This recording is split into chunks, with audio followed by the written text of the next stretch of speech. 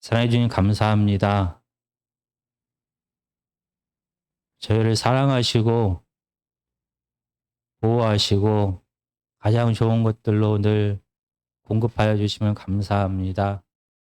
저희의 아무런 자격 없음에도 불구하고 변함없이 사랑하심을 감사드립니다. 정말 가장 부족한 자가 귀하신 하나님의 말씀을 들고 안위에 섰습니다. 오늘 하나님의 말씀을 통하여 저희를 향하신 아버지 하나님의 뜻이 무엇인지를 다시 한번 깨닫는 시간이 되기를 원합니다. 귀한 말씀을 통하여 세상 속에서 저희가 어떻게 살아가야 될지를 다시 한번 고민하고 다시 한번 하나님 앞에 우리의 마음을 내어드리고 다시 한번 결단하는 귀한 시간 되게 하여 주시옵소서. 오직 성령께서 예배를 받아 주시고 주관하여 주시고 함께하여 주시옵소서. 모든 영광을 오직 살아계신 하나님께서 받으시기를 원합니다. 감사하며 살아계신 예수님의 이름으로 기도했습니다. 아멘.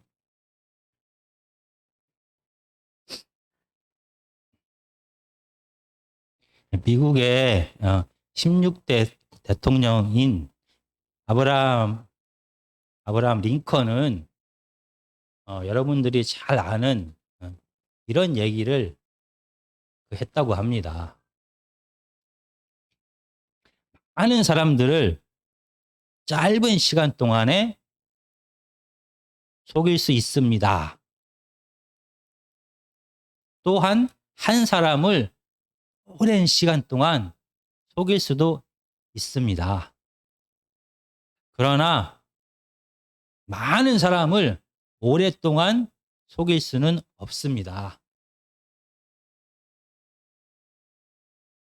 어떤 사람이 특별한 목적을 가지고 많은 사람을 짧은 시간 동안 속이면서 자기의 진짜 모습을 드러내지 않을 수 있다고 생각합니다. 그리고 어떤 사람이 특별한 목적을 가지고 한 사람을 오랫동안 자기의 진짜 모습을, 진짜 마음을 보여주지 않고 생활할 수도 있다고 생각합니다. 그렇지만 시간이 흘러 결국은 그 사람의 진짜 모습은 드러날 수밖에 없다고 생각합니다. 마태복음에서 드디어 예수 그리스도를 통하여 하나님의 나라가 시작되었습니다. 그리고 하나님 나라의 새로운 질서에 대하여 팔복을 통하여 예수님은 말씀하셨습니다. 그리고 하나님 나라 백성의 사명이 무엇인지를 구체적으로 비유를 통하여 말씀하셨습니다. 바로 하나님 나라 자녀의 사명은 소금의 사명이다 라고 5장 13절에서 말씀하시고, 오늘 하나님의 말씀의 본문인 5장 14절에서 16절까지는 하나님 나라 백성이 바로 빛의 사명을 감당해야 된다라고 말씀하십니다. 정말 하나님 나라 자녀의 사명, 이 빛의 의미가 무엇인지를, 그리고 정말로 하나님 나라 백성들이 빛의 사명을 감당할 수 있을지에 대하여 오늘 말씀을 통하여 우리가 함께 고민해 보고자 합니다. 마태복음 5장 14절에서 16절까지입니다.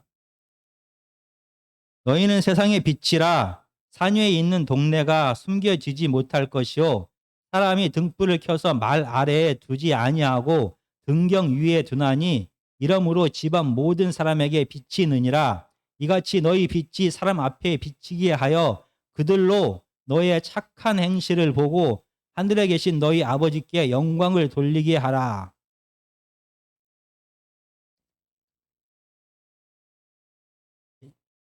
살아계신 하나님이신 예수 그리스도를 통하여 드디어 가나안 땅에 하나님 나라가 시작되었습니다.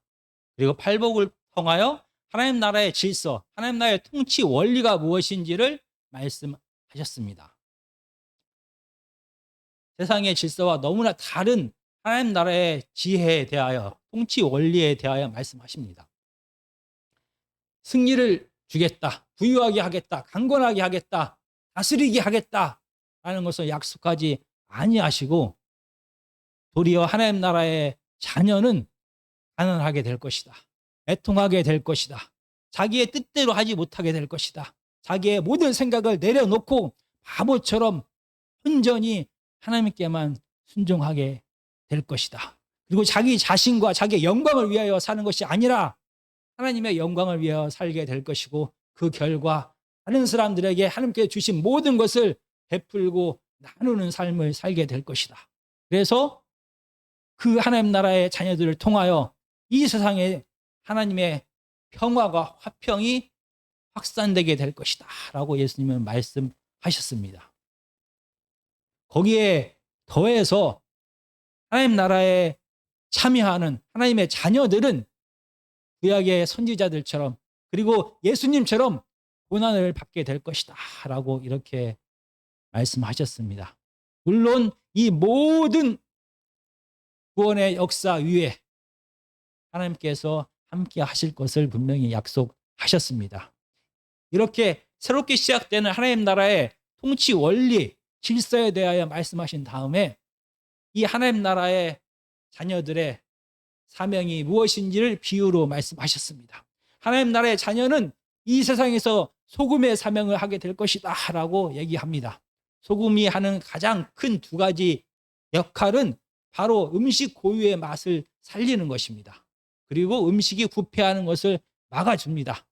마찬가지로 하나님 나라의 백성들은 이 땅에서 하나님께 주신 생명의 삶이 무엇인지를 세상 사람들로 하여금 맛보게 할 것이다.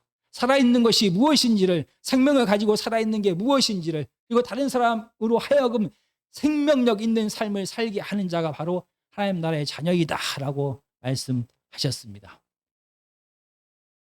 두 번째로, 죄악이 관영한 이 세상에서 더 이상 무질서와 죄악이 온 세상을 덮지 못하도록 막는 것이 바로 하나님 나라의 자녀의 두 번째 사명이다 라고 말씀하셨습니다. 그리고 이 소금의 사명을 감당하기 위하여 두 가지를 명령하셨습니다. 아무리 소금이 귀하다 하더라도 소금 항아리 속에 갇혀 있을 때 세상은 살아있는 소금을 통하여 음식의 참 맛을 느끼지 못하게 됩니다. 아무리 소금이 부패를 막는 능력이 있다라고 할지라도 항아리 속에 갇혀 있으면 이 세상의 부패와 부정을 막을 수가 없게 됩니다. 하나님 나라 백성의 사명은 그냥 소금이 아니라 세상 속에 있는 세상의 소금이 되어야 한다라고 말씀하십니다. 교회 안에 갇혀있지 말고 홀로 떨어져서 혼자 하나님의 자녀의 사명을 감당하는 것이 아니라 하나님의 질서가 다스려지지 않는 이 불우한 세상 속에서 살아야 된다라고 말씀하셨습니다. 그리고 하나님 나라의 자녀가 이 소금의 사명을 감당하기 위하여는 두 번째로 세상과 타협해서는 안 된다라고 말씀하십니다. 소금이 그 맛을 잃으면, 짠맛을 잃으면 소금이 아닙니다. 만약 하나님의 질서에만 순종하지 아니하고 하나님의 뜻에만 순종하는 것이 아니라 세상의 질서와 가치를 받아들여 세상과 하나님을 겸하여 섬기게 되면 소금은 그 맛을 잃게 됩니다. 하나님 나라의 자녀는 이처럼 소금의 사명을 감당하기 위하여 세상 속에서 살지만 세상과 타협하지 않는 하나님의 질서에만 순종하는 자로 살아야 된다라고 예수님은 말씀하셨습니다. 그리고 오늘 본문을 통하여 하나님 나라의 자녀는, 제자들은 또한 빛이다라고 이렇게 말씀을 하십니다. 빛의 사명을 감당해야 된다라고 말씀을 하십니다. 빛이란 과연 어떤 의미를 가지고 있는 것입니까? 우리가 구약에서부터 이 빛의 의미를 잠깐 동안 살펴보시겠습니다. 창세 전의 세상에 대하여 얘기할 때 창세기 1장 2절은 흑암과 공허와 혼란이 가득했다라고 얘기합니다. 빛이 비치기 전의 세상은 어두움이 가득한 세상이었다. 어둠이 가득한 세상에는 죽음과 무질서가 가득했다라고 얘기를 합니다. 그리고 하나님께서 하나님의 창조의 능력으로 빛이 있으라 명령하시면서 이 어둠이 가득한 세상에 빛으로 세상을 창조하셨습니다. 그 결과 세상은 혼란과 어둠과 공허가 사라지고 질서와 생명이 있는 곳이 되었습니다. 이렇게 빛은 구약 성경에서 하나님의 질서와 하나님의 생명을 뜻합니다. 어둠이 가득한, 그래서 무질서와 죽음이 가득했던 세상에 하나님은 빛으로 임하셨습니다. 그래서 아담과 하와가 사는 세상은 더 이상 어둠의 세상이 아닌 빛이 있는 세상, 질서가 있는 세상, 생명이 넘치는 그런 세상이 되었습니다. 그러나 아담과 하와의 불순종함을 통하여 이 세상에 다시 어둠이 찾아오게 되었습니다. 생명을 떠나게 되었습니다. 그 결과 이 세상은 다시 무질서와 죽음이 가득한 세상이 되었습니다. 하나님은 이 세상을 너무나 사랑하셔서 다시 아브라함을 택하시고 아브라함의 후손들을 통하여 가나안 땅에 하나님의 나라를 세우기 시작하셨습니다. 생명인 신 그 하나님이 다시 이스라엘에 오신 것입니다. 그 결과 어둠이 가득한 세상이 다시 하나님의 질서와 생명이 가득한 곳으로 변하게 되었습니다. 그러나 하나님의 은혜를 입은 이스라엘 백성들은 가나안 땅에서 다시 하나님을 배반하게 됩니다. 죄악이 관영한 이 가나안 땅에 하나님은 그들과 함께 있을 수가 없었습니다. 생명 되신 하나님이 떠나자 다시 가나안 땅은, 이 세상은 어둠의 상태가 되었습니다. 무질서와 죽음이 가득한 상태가 되었습니다. 마태복음 4장 16절에서는 이렇게 얘기합니다. 그 상태가 예수님께서 오셨을 이스라엘에도 계속 되었다라고 이렇게 말합니다. 마태복음 4장 16절은 이렇게 말합니다. 흑암이 앉은 백성이 큰 빛을 보았고 사망의 땅과 그늘에 앉은 자들에게 빛이 빛이었도다 하였느니라. 정말 하나님이 없는, 생명 되신 하나님이 없는, 빛 되신 하나님이 없는 이스라엘의 상태는 흑암의 상태였습니다. 그래서 그곳에는 고통과 죽음과 무질서와 혼란이 가득했습니다.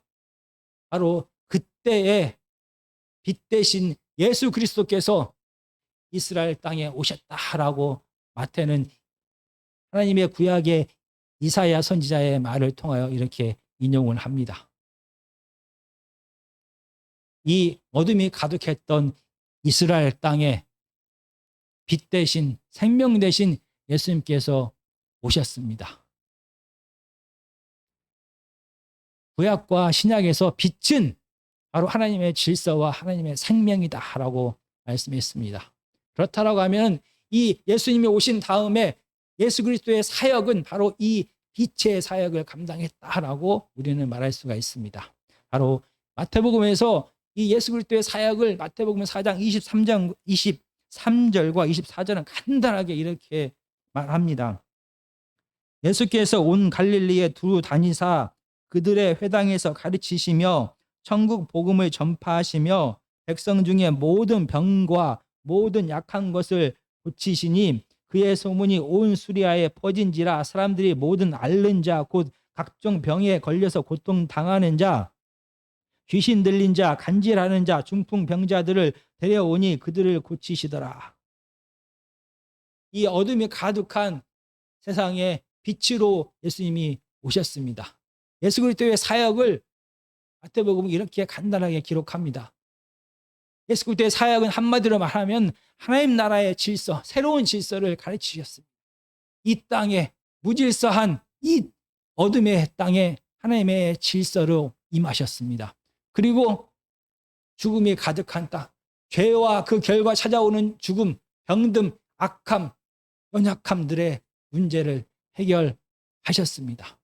결국 빛으로 오신 예수 그리스도의 사명은 이 어둠의 세상에 질서와 생명을 불어넣는 그러한 사역을 했던 것입니다. 오늘 마태복음 5장 14절에서 16절까지는 바로 이런 예수 그리스도께서 빛으로 오셔서 빛의 사명을 감당한 것처럼 하나님의 자녀들도 빛의 사명을 감당해야 된다라고 말하고 있습니다. 정말 하나님의 자녀들도 예수님처럼 생명이고 빛인 것입니까? 정말 예수님이 이 어둠의 세상에 빛의 사명을 감당했던 것처럼 하나님께서 이스라엘 백성에게 그리고 하나님의 제자들에게 원했던 사명이 바로 이 어둠의 세상에 질서를 부여하고 생명을 불어넣는 이 사역을 그들에게 맡기신 것입니까? 정말 하나님의 자녀들도 예수 그리스도가 받은 그 빛의 사명을 받은 것인지에 대하여 저희가 고민하면서 마태복음 5장 14절과 15절을 다시 한번 제가 읽겠습니다. 너희는 세상의 빛이라. 산 위에 있는 동네가 숨겨지지 못할 것이요 사람이 등불을 켜서 말 아래에 두지 아니하고 등경 위에 두나니 이러므로 집안의 모든 사람에게 비치느니라.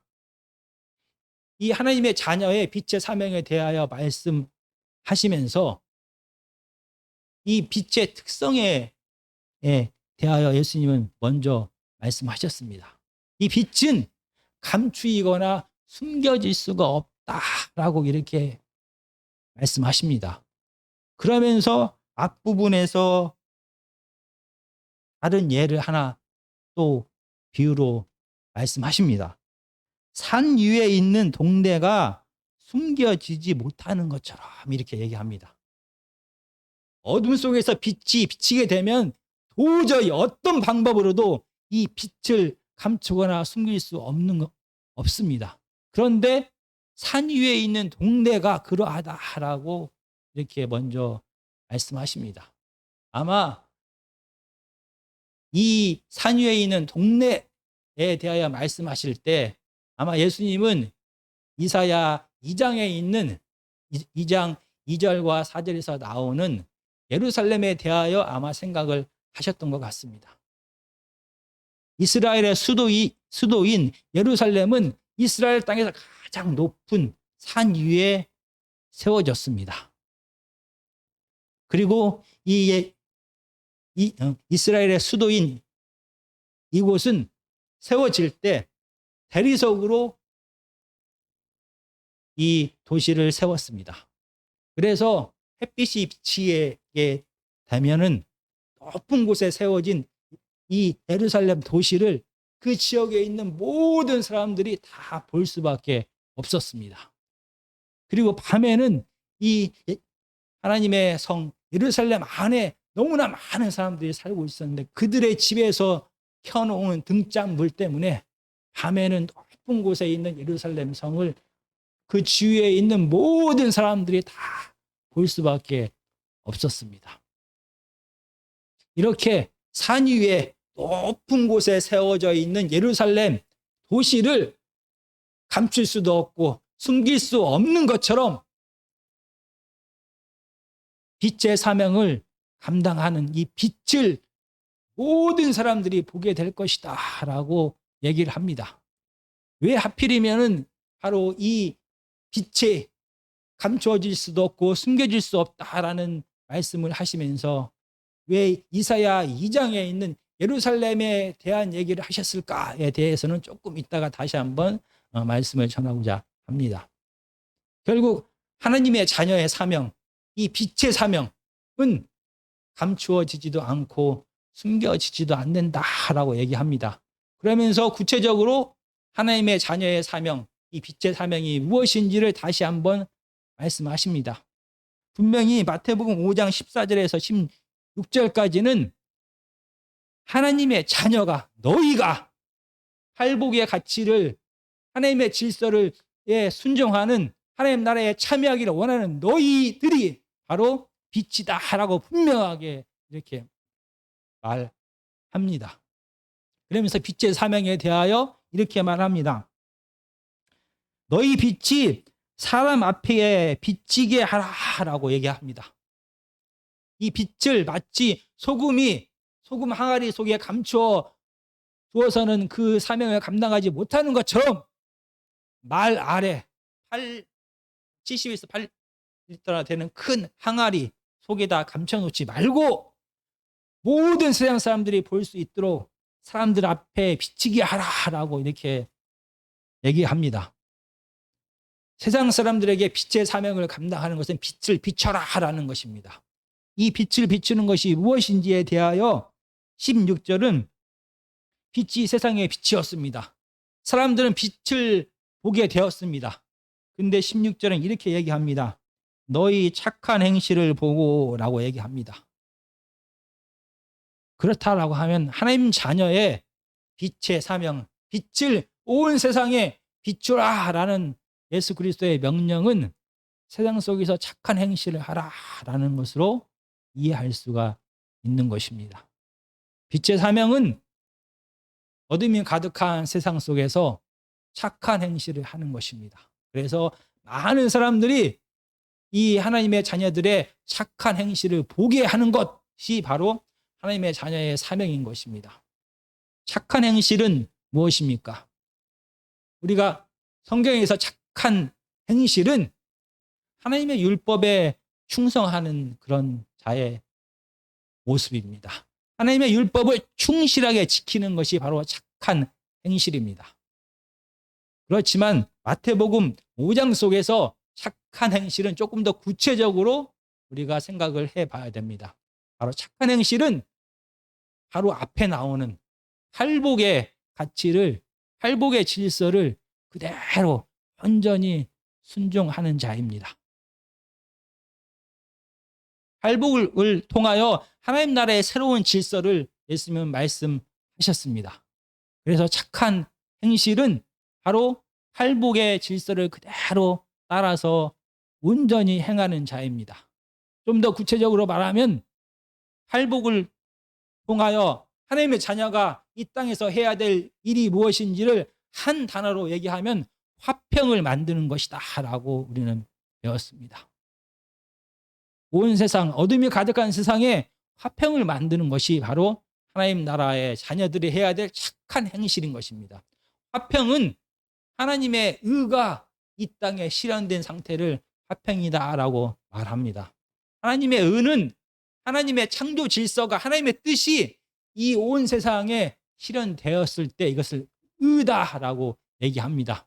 조금 더 쉽게 말하면 어둠이 가득한 이 세상, 그래서 무질서와 생명이 없는 이 세상에 하나님의 뜻이, 하나님의 질서가 그대로 실현되어서 하나님의 사랑과 정의가 충만한 상태, 이 빛의 상태, 생명의 상태가 바로 화평이다라고 말할 수가 있는 것입니다.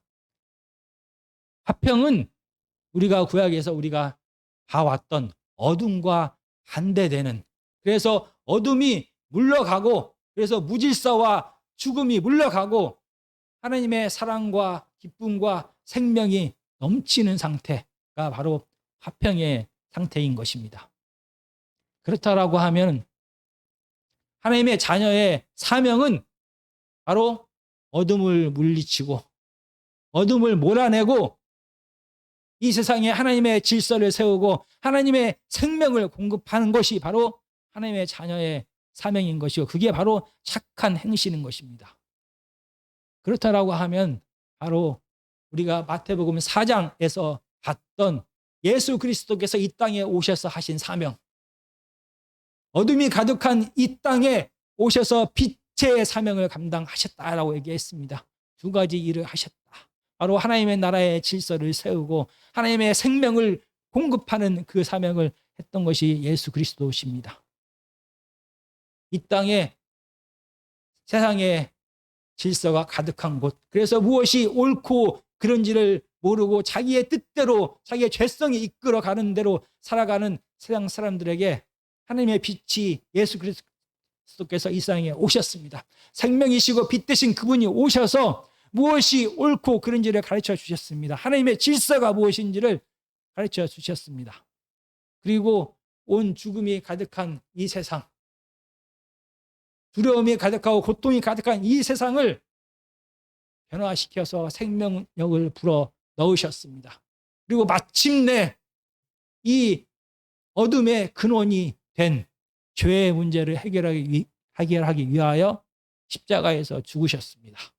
그래서 바로 이 어둠을 완전히 몰아내는 사명을 예수 그리스도께서 하셨습니다. 마찬가지로 오늘 마태복음 5장 14절에서 16절은 하나님의 자녀의 사명이 바로 이와 같다라고 얘기합니다. 바로 화평을 만드는 자가 바로 하나님의 나라의 자녀의 사명이다라고 얘기합니다. 그러면 이 빛을 경험한 하나님 나라의 착한 행실을 본 사람들의 반응은 어떠합니까? 마태복음 5장 16절은 이렇게 얘기합니다. 너희 착한 행실을 보고 하늘에 계신 너희 아버지께 영광을 돌리게 하라. 세상에 없는 하나님의 질서를 경험하고 이 질서가 이 땅에서 하나님의 뜻이 이 땅에서 실현되는 것을, 그래서 그 죽음이 있는 곳에 생명으로, 아픔이 있는 곳에 회복으로, 가난이 있는 곳에 부유함으로 변화가 되는 이 역사의 현장을 경험한 세상 사람들은 하나님께 영광을 돌린다라고 오늘 본문은 얘기합니다. 하나님께 영광을 돌린다라는 말의 뜻을 우리가 계속해서 우리가 살펴보았습니다. 영광이라는 것은 보이지 않는 속성, 성품, 특징이 보이는 것으로 드러났을 때 영광이다라고 얘기합니다. 하나님은 보이지 않습니다. 보이지 않는 하나님을 우리의 감각으로 느끼고 만지고 볼 수 있게 되었을 때 이것을 하나님의 영광이다라고 얘기합니다. 하나님이 이곳에 계신지를 모릅니다. 그런데 불이 나기 시작합니다. 연기가 납니다. 땅이 흔들리기 시작합니다. 이곳에 하나님이 계시는구나. 이게 하나님의 영광인 것입니다. 하나님이 계시는지 잘 안 보입니다. 하나님께서 만드신 창조물을 보고 이 놀라운 세계를 하나님이 만드셨구나라고 하나님을 경험하게 됩니다. 이게 바로 온 세상 창조물이 하나님의 영광이 되는 것입니다. 하나님이 보이지 않습니다. 하나님의 뜻대로 행하는 하나님의 사람들을 통하여 저 안에 하나님이 계시구나라는 것을 보게 됩니다. 그때 하나님의 사람이 바로 하나님의 영광이 되는 것입니다. 어둠의 세상, 하나님을 볼 수 없는 세상이 하나님의 사람들의 화평하게 사는, 온 세상을 화평하게 만드는, 온 세상을 하나님의 사랑과 정의가 풍성한 곳으로 만드는 과정을 보고 그들은 세상에 없는 하나님을 발견하게 됩니다. 그래서 하나님께 영광을 돌리고 하나님을 찾게 되고 하나님을 인정하게 되고 그들도 하나님을 알기를 원합니다. 마치 이사야 2장 2절에서 4절에서 나오는 것처럼 말입니다. 우리가 이사야 2장 2절에서 4절까지 말씀을 보시겠습니다. 구약성경 969페이지입니다. 969페이지입니다. 만일에 여호와의 전의 신이 모든 산 꼭대기에 굳게 설 것이요 모든 작은 산 위에 뛰어나리니 만방이 그리로 모여들 것이라. 많은 백성이 가며 이르기를 오라 우리가 여호와의 산에 오르며 야곱의 하나님의 전에 이르자. 그가 그의 길을 우리에게 가르치실 것이라. 우리가 그 길로 행하리라 하리니 이는 율법이 시온에서부터 나올 것이요 여호와의 말씀이 예루살렘으로부터 나올 것임이니라. 그가 열방 사이에 판단하시며 많은 백성을 판결하시리니 무리가 그들의 칼을 쳐서 보습을 만들고 그들의 창을 쳐서 낫을 만들 것이며 이 나라와 저 나라가 다시는 칼을 들고 서로 치지 아니하며 다시는 전쟁을 연습하지 아니하리라.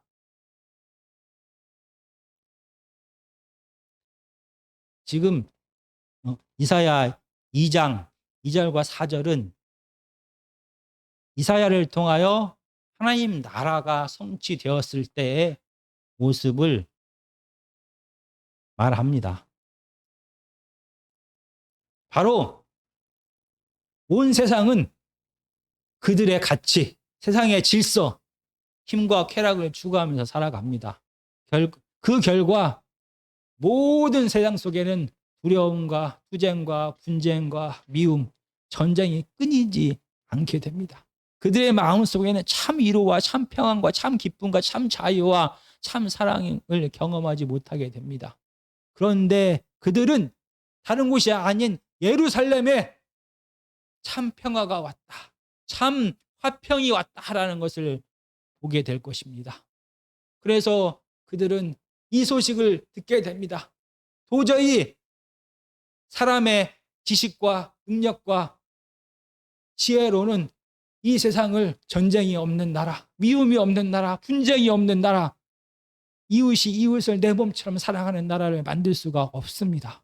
그런데 하나님의 성 예루살렘에 그러한 나라가 세워졌다라는 소식이 들리게 됩니다. 그 땅에는 이웃이 이웃을 내 몸처럼 사랑하게 됩니다. 이웃의 가난을 비난하거나 병듦을 욕하거나 저주하지 아니하고 그들의 아픔을 나누고 자기의 것을 나누면서 전쟁이 아닌, 미움이 아닌, 분노가 아닌 진짜 참 화평이, 평화가 실현된 것을 되었다라는 소식을 듣게 됩니다. 이 소식은 도저히 감출 수도 숨길 수도 없게 됩니다.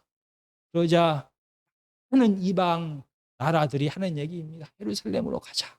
도대체 어떻게 이스라엘은 이런 참 평안을 누리게 되었는가 연구하게 됩니다. 고민하게 됩니다. 이스라엘 사람들이 자기들보다 더 지혜로운 것이 아닙니다. 자기들보다 더 선한 것이 아닙니다. 자기들보다 더 많은 지혜를 가진 것이 아닙니다. 아무리 연구하고 연구해도 답은 없습니다. 오직 하나, 하나님뿐입니다. 그들은 이스라엘의 예루살렘의 평화를 만드신 분이 하나님임을 깨닫게 됩니다. 하나님의 질서가, 하나님의 율법이 그들 안에서 실현되어졌을 때 이 죽음과 두려움과 혼란의 세상은 끝나고 하나님이 다스리는 참 사랑과 정의가 넘쳐나는 참 평안을 이 실현되는 것을 보게 됩니다. 그래서 하나님을 보게 됩니다. 하나님을 경험하게 됩니다. 하나님을 찾게 됩니다. 하나님을 인정하게 됩니다. 그리고 그들 역시 하나님을 찬양하고 섬기고 하나님의 질서를 배우기를 원합니다. 그래서 모여들게 됩니다. 바로 이러한 모습이 이사야 선지자를 통하여 예언된 이 모습이 예수 그리스도를 통하여 시작된 하나님의 나라에서 실현될 것이다 라고 예수님은 말합니다. 하나님의 자녀들이 이 땅에서 살아가지만 이 땅의 질서에 순종하지 아니하고 자기의 삶을 다 바쳐서 하나님의 질서에 온전히 순종하여 내 이웃을 내 몸처럼 사랑하는 삶을 살아갈 때, 그래서 나만 배부른 것이 아니라 내 이웃이 모두 다 화평을 맛보는 삶을 살아가기 위하여 자신의 모든 것을 내어 드리고 실질적으로 그렇게 살아가게 되었을 때 온 세상은 하나님께서 살아계심을 맛보게 됩니다. 하나님을 보게 됩니다. 그래서 하나님을 찾게 됩니다. 하나님을 구하게 됩니다. 그리고 그들이 만난 하나님을 그들도 우리처럼 찬양하고 인정하게 된다라고 오늘 하나님의 말씀은 말합니다.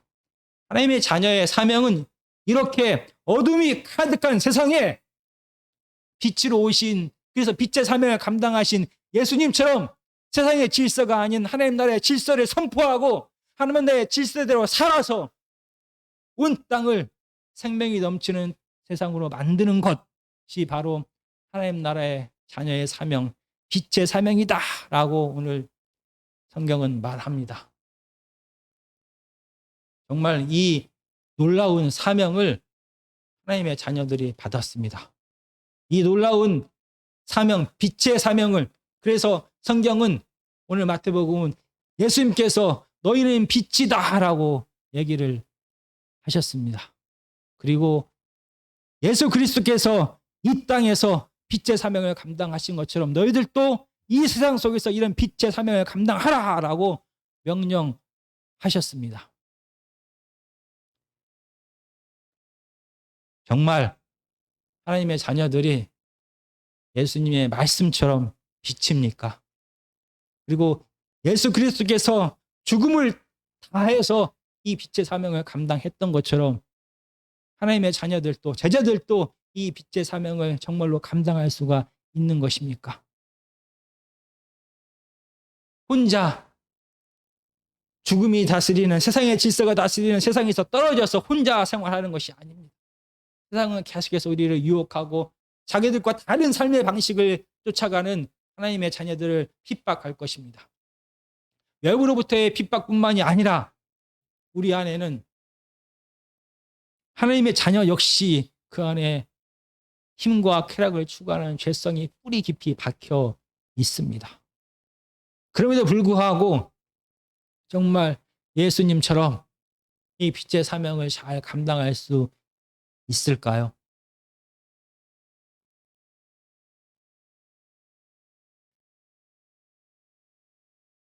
지금 마태복음은 예수 그리스도의 제자들이 하나님의 자녀들이 빛의 사명을 감당하라라고 담대하게 명령하십니다.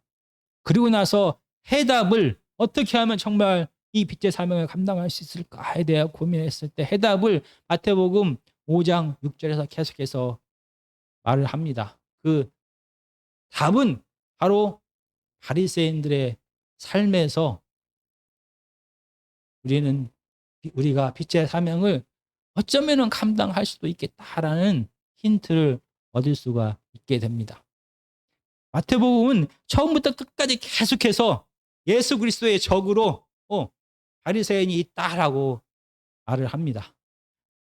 하나님의 자녀의 적으로 바로 독사의 자녀, 사탄의 자식인 바리새인이 있다라고 얘기를 합니다. 그리고 바리새인이 어떠한 삶을 살았는지에 대하여 마태복음은 계속해서 기록합니다. 하나님의 자녀들이 이 세상 속에서 어둠이 가득한 세상 속에서 빛을 비춰라. 세상 속에서 하나님의 착한 행실, 화평을 만든 일을 하여서 세상 사람들이 보게 하라라고 예수님은 명령하셨습니다. 그래서 하나님의 자녀들의 착한 행실은 세상 사람들에게 드러나게 됩니다. 마찬가지로 마태복음 6장은 바리새인의 삶도 세상 사람들에게 드러나게 될 것이다라고 얘기합니다. 바리새인들의 공적인 삶이 이스라엘의 모든 사람들에게 알려지게 될 것이다라고 얘기합니다. 하나님의 자녀의 삶도 세상 속에서 드러납니다. 바리새인들의 삶도 세상 속에서 드러납니다. 과연 이 두 부류의 삶 중에서 누가 진짜 하나님의 자녀의 삶을 살았는지 우리는 고민해 봐야 됩니다. 바리새인의 삶은 세상 속에 드러났다라고 얘기합니다. 우리가 마태복음 6장 1절부터 18절까지는 바리새인들의 구제에 대하여, 기도에 대하여, 금식에 대하여 기록합니다. 그러면서 계속해서 반복적으로 사용하는 단어가 있습니다. 사람에게 보이려고 6장 1절입니다. 6장 2절입니다. 사람에게 영광을 받으려고 6장 5절입니다. 사람에게 보이려고 다시 6장 16절입니다. 금식할 때 너희는 외식하는 자들과 같이 슬픈 기색을 보이지 말라. 그들은 금식하는 것을 사람에게 보이려고. 바리새인들은 이스라엘 사람들이 보기에 거룩한 하나님의 율법을 지키는 삶을 살았습니다. 그리고 그들의 삶을 많은 사람들이 보게 되었습니다. 그런데 바리새인들의 삶과 하나님의 제자들, 하나님의 자녀들의 삶은 목적과 그 결과가 분명히 달랐습니다. 바리새인들이 구제한 목적은 사람에게 보이려고 그들은 구제를 하게 되었습니다. 그리고 나서 6장 2절은 이렇게 얘기합니다. 나팔을 불지 말라라고 얘기했는데 당시에 전쟁을 하거나 예배를 드리거나 큰 행사를 하게 될 때 이스라엘은 실질적으로 나팔을 불었습니다. 그래서 모든 사람으로 하여금 무슨 일을 하는지를 알게 했습니다. 그런데 바리새인들은 자기네들이 구제할 때, 헌금할 때 진짜 나팔을 불었습니다. 그래서 바리새인들이 구제하고 헌금하는 것을 모든 이스라엘 사람들이 다 알게 했습니다. 왜냐하면 그들의 목적은, 그들의 구제는, 그들의 금식은, 그들의 기도는 하나님의 명령에 순종하여서 아니면 불쌍한 이웃들을 구제해야 되기 때문에 마음의 긍휼함이 일어나서 구제한 것이 아닙니다. 그들의 하나님의 의를 행하는 목적은 사람에게 보이기 위해서였습니다.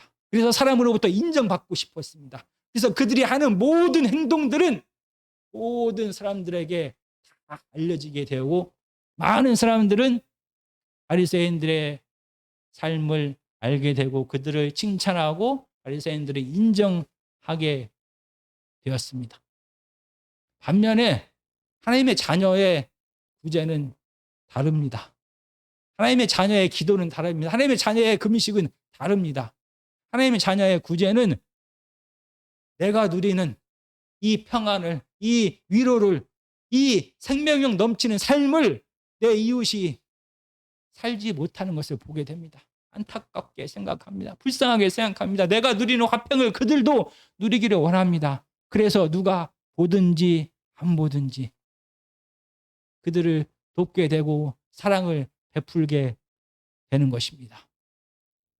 한 번 내 경제적으로 내 마음이 허락할 때만 한 번 하는 것이 아닙니다. 이웃이 고난에 빠졌을 때 그때마다 하나님의 자녀들은 하나님의 성품으로 하나님의 마음으로 하나님께서 주신 것들을 최선을 다해서 나누게 됩니다. 그 결과 이 하나님의 자녀들의 삶은 아무리 감추려고 해도 드러날 수밖에 없는 것입니다.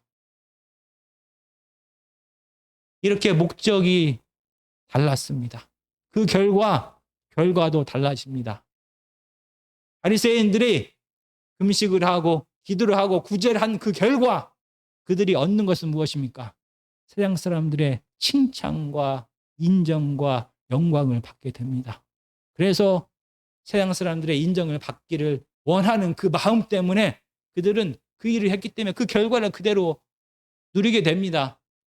세상 사람들의 인정을 받게 되고 칭찬을 받게 되면 무엇이 달라집니까? 바로 바리새인들이 현재 누리고 있는 이 권세와 존경과 모든 것을 그대로 유지하게 됩니다. 그들의 마음속에 있는 권력과 힘과 쾌락을 누리고 싶은 그 모든 것들을 지금 그리고 누리고 있는 모든 것을 여전히 누리게 됩니다. 세상 사람들의 인정함을 통하여 그들은 힘과 쾌락을 추구하는 지금의 삶을 그대로 유지하게 됩니다. 자기가 다 영광을 받게 됩니다. 모든 것이 다 자기에게 돌아오게 됩니다. 반면에 하나님의 자녀들의 선한 행실의 결과는 무엇입니까? 세상에 없는 사랑, 세상에 없는 헌금, 세상에 없는 헌신을 통하여 그들은 하나님을 드러내게 됩니다. 현스럽게. 그래서 많은 세상 사람들은 하나님 나라의 자녀들의 착한 행실을 통하여 화평을 만드는 그들의 삶을 통하여 그들을 화평을 만드는 그 사람들에게 집중하는 것이 아니라 결국은 이 모든 일을 하시는 세상에 없는, 세상에 존재하지 않는 하나님을 보게 됩니다. 그래서 하나님께 영광을 돌리게 되고 하나님을 찾게 되고 하나님을 인정하게 되어서 하나님 나라가 확장되게 되는 것입니다.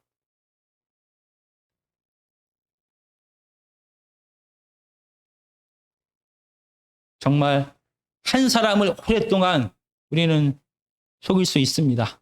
여러 사람을 짧은 시간 동안 속이면서 내 진짜 마음을 드러내지 않을 수도 있습니다. 그러나 진짜 모습은 드러날 수밖에 없습니다.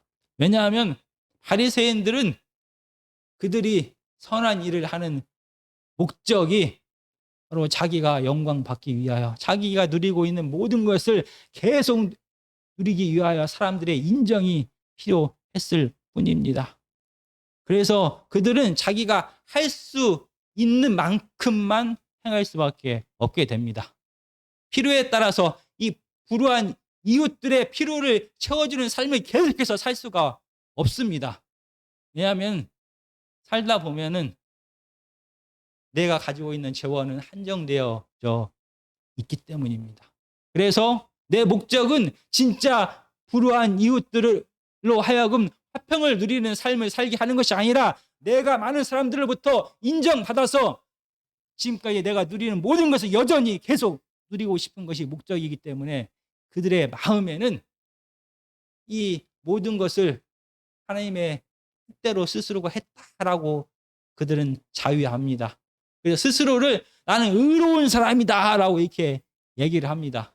그 결과 자기 안에 꽁꽁 숨겨져 있는 이 죄성의 문제를 전혀 건드리지 못합니다. 하나님 앞에서 회개할 그런 기회조차도 찾지 못합니다. 마음의 정법 점점 강팍해지고 자기의 삶의 모든 방식을 다 그대로 인정하게 되는 것입니다. 그 결과 이 죄성의 문제가 해결이 안 됩니다. 힘과 쾌락을 추구하는 이 죄성의 문제가 해결이 안 되기 때문에 계속해서 변함없이 끊임없이 그들은 선한 일을 할 수가 없게 됩니다. 죄성은 자기 자신만을 바라보게 하기 때문입니다. 반면에 하나님의 자녀들은 하나님의 명령에 따라서 그리고 하나님께서 주신 마음 때문에 선한 일을 시작합니다. 그러나 하나님의 선한 일, 화평을 만드는 일은 자기 희생이 반드시 따라올 수밖에 없습니다.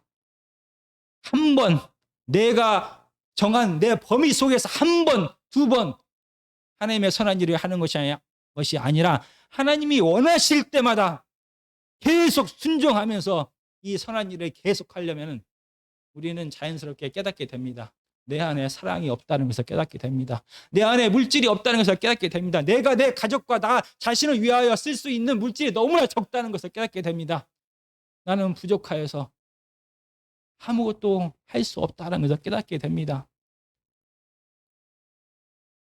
그리고 내 안에 있는 죄성이 나로 하여금 더 쌓아두다라고 얘기합니다.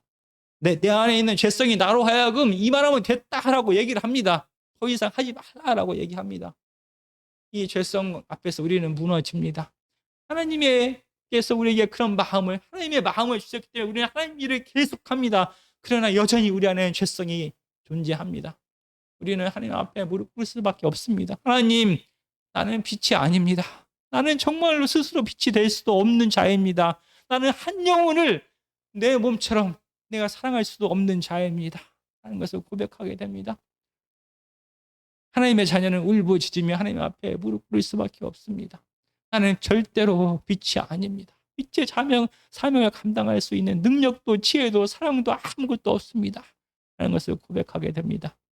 정말 하나님은 예수 그리스도는 우리에게 너희가 빛이다 라고 말씀하셨지만 우리는 알고 있습니다. 우리는 생명이 될 수가 없습니다. 우리가 스스로가 질서를 만들 수도 없는 자입니다. 우리는 할 수 있는 게 하나 있습니다. 빛을 담아두는 자는 될 수 있습니다. 빛을 담는 그릇은 될 수 있습니다. 우리는 등대는 될 수 있습니다. 우리가 등불은 될 수 있습니다. 그러나 우리 스스로가 생명을 창출하고 생명을 내는 우리 스스로가 사랑을 끊임없이 나눠줄 수 있는 생명 대신 빛이 될 수는 없는 것입니다. 그래서 무릎 꿇고 하나님 앞에 우리는 애통하게 됩니다. 이렇게 하나님 앞에 가난한 마음을 가진 자에게 하나님께서는 임하십니다. 하나님이 임하셔서 우리 안에 거하시게 됩니다. 그래서 내 힘과 능력과 지혜로 하나님의 선한 일을 하는 것이 아니라 내 힘과 능력을 벗어난 하나님의 일을 하나님의 뜻 가운데 하나님께서 지혜를 주셔서 우리는 하나님께 순종함을 통하여 그 일을 감당하게 됩니다. 그때 세상 사람들은 우리를 통하여 우리를 보는 것이 아닙니다. 사람의 힘과 능력으로 할 수 없는 그 일을 끊임없이 계속하고 있는 그들의 그릇 속에 담겨져 있는 참 빛 대신 하나님을 보게 됩니다. 참 빛 대신 사랑의 예수 그리스도를 보게 되는 것입니다. 그때 저희들은 하나님께서 함께 하셔서 하나님께서 주신 힘과 능력으로 이 빛의 사명을 감당하게 됩니다. 빛이 아닌 자가, 자격이 없는 자가 하나님을, 예수님을 마음에 모시고 힘들지만, 외롭지만, 쓰러지더라도 다시 울부짖으면서 끊임없이 계속 나아갈 때 세상은 우리의 불쌍한 이 처절한 몸부림을 통하여 살아계신 하나님을 보게 됩니다. 그리고 우리의 삶에 대하여 이 사랑이 풍성하신 하나님은 너희가 빛이 아니다라고 말씀하시지 않고 너희가 빛의 사명을 감당했다라고 이렇게 말씀하십니다. 정말 우리는 육체를 가진, 죄성을 가진 나와 우리의 가족과 내가 인정받기를 원하는 그런 연약한 사람입니다. 이것을 잊지 말아야 됩니다. 우리가 끊임없이 하나님의 세상 속에서 하나님께서 우리에게 맡겨주신 빛의 사명을 감당할 때마다 우리는 깨닫게 됩니다. 우리가 빛이 아니다라는 것을 깨닫게 되고 우리가 자격이 없다라는 것을 깨닫게 됩니다. 그때마다 능력 많으신, 사랑 많으신 하나님은 우리를 용서하시고 보듬어 주시고 우리 안에 함께 하실 것입니다. 하나님께서 함께 하실 때만 우리는 이 세상을 비추는 빛의 사명을 감당할 수 있습니다. 정말 저와 여러분이 모두 다 바리새인의 삶이 아닌 하나님의 자녀의 가난한 삶을 살아가는 저와 여러분이 되었으면 좋겠습니다. 오늘 하나님의 말씀을 생각하시면서